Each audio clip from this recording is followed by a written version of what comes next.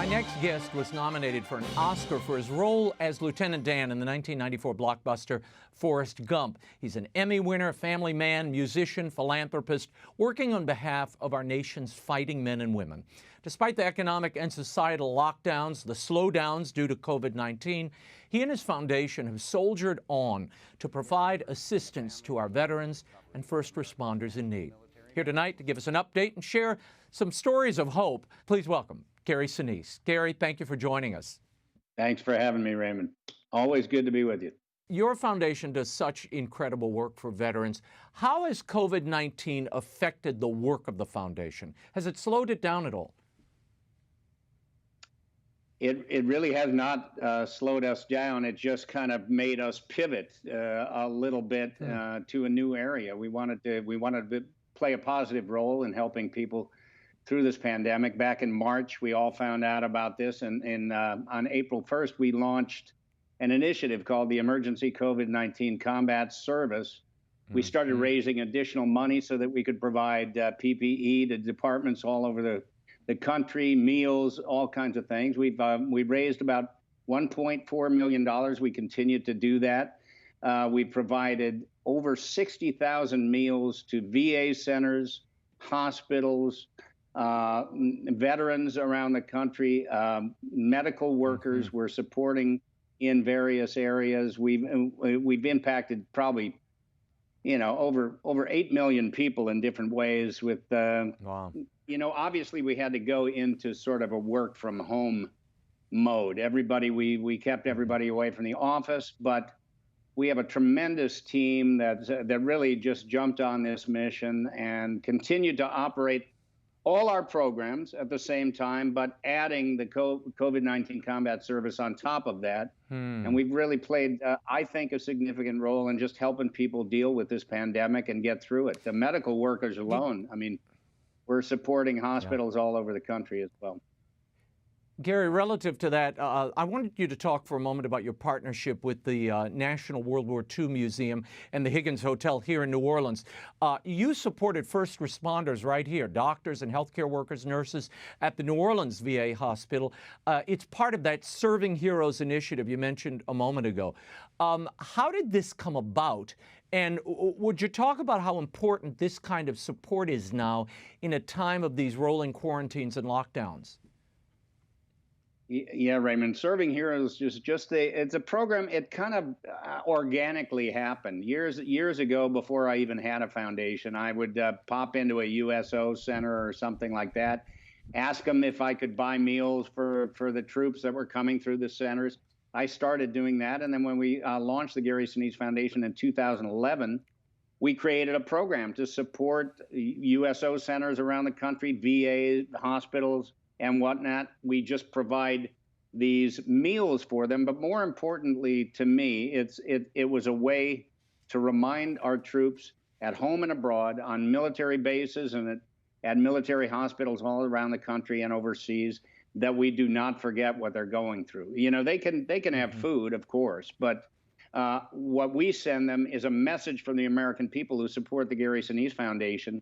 Thousands and thousands of donors help us do this good work, and we get to pass on their generosity all across the country. Serving Heroes, we ramped up in a big way after COVID-19. We started supporting over 80 different VA centers around the country, providing meals to patients and to staff alike who are dealing with this pandemic. And when you roll in with a great barbecue or something like that, it can really lift those spirits up. It can remind people that what they're doing is important and that we don't take it for granted. So it's a great program, just one of our many programs at the Gary Sinise Foundation. I agree.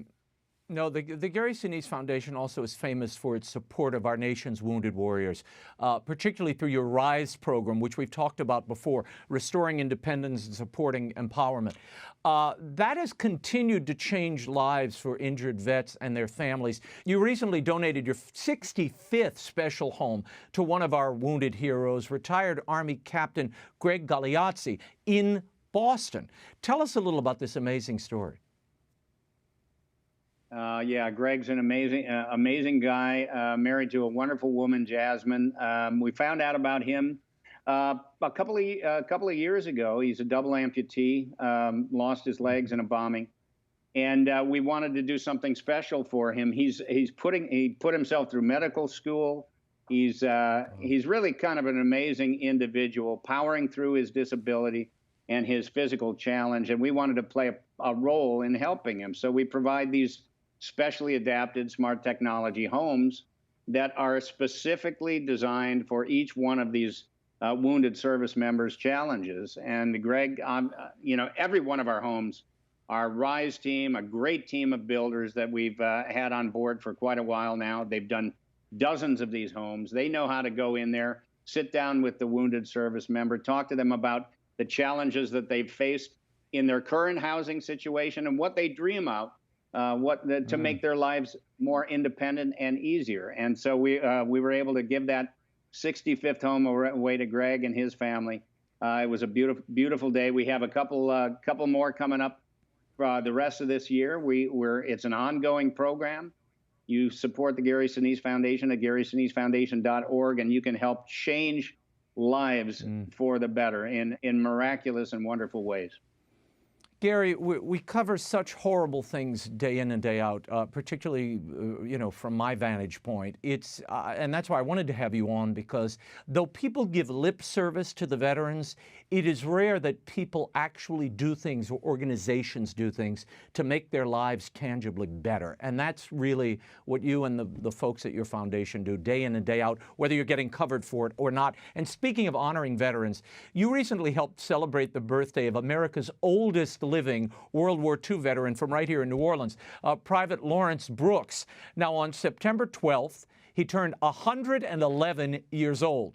He served in the Army's predominantly black 91st Engineer Battalion. He's a great New Orleanian.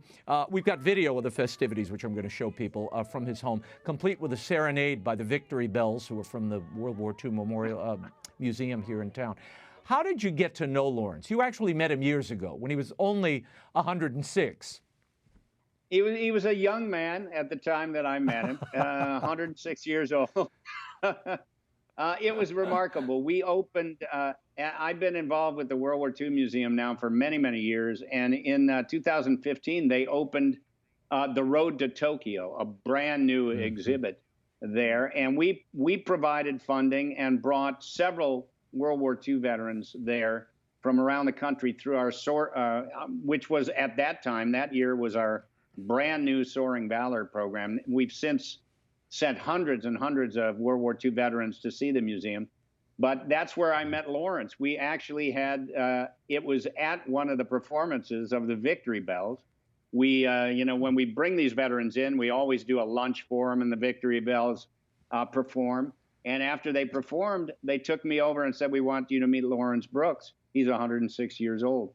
And it was remarkable to meet him. And many times since then, when I've gone down there with our Soaring Valor program, he comes over to the museum. He's a stable at the museum, and they wanted to do something special for his 111th birthday.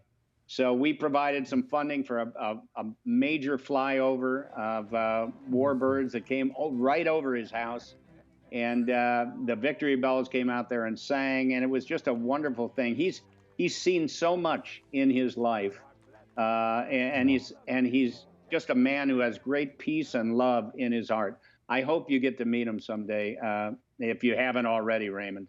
He's a remarkable I have guy. met him with the kids down at the museum one day. I met him years and years ago. And, here's a guy who lived through the 1918 pandemic, and here he's surviving the latest one as well. That's a pretty good stretch there. Amazing man. Mental health, Gary, is an important consideration this year in particular. What is the foundation doing to support the mental health of our healthcare community, for these first responders? They're going through a lot this time of year.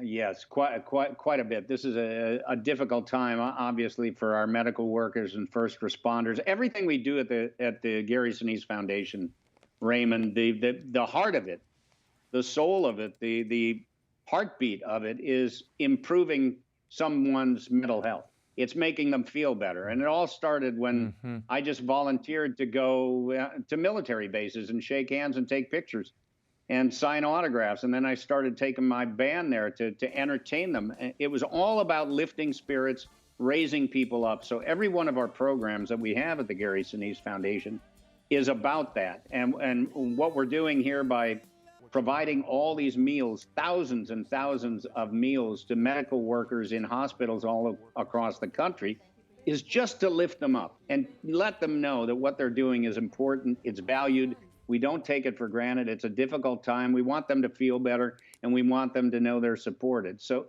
if you go to the Gary Sinise Foundation website, you check out the programs there. They are all about making somebody's life better today. And that's what we do at the Gary Sinise Foundation.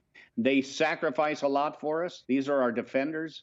These are our healthcare workers, our first responders, our firefighters, our police officers, our military personnel. They're all out there on the line doing the difficult and dangerous work to keep us safe and free and protected. So we want to give something back to them, and you can do that at the Gary Sinise Foundation. Yeah.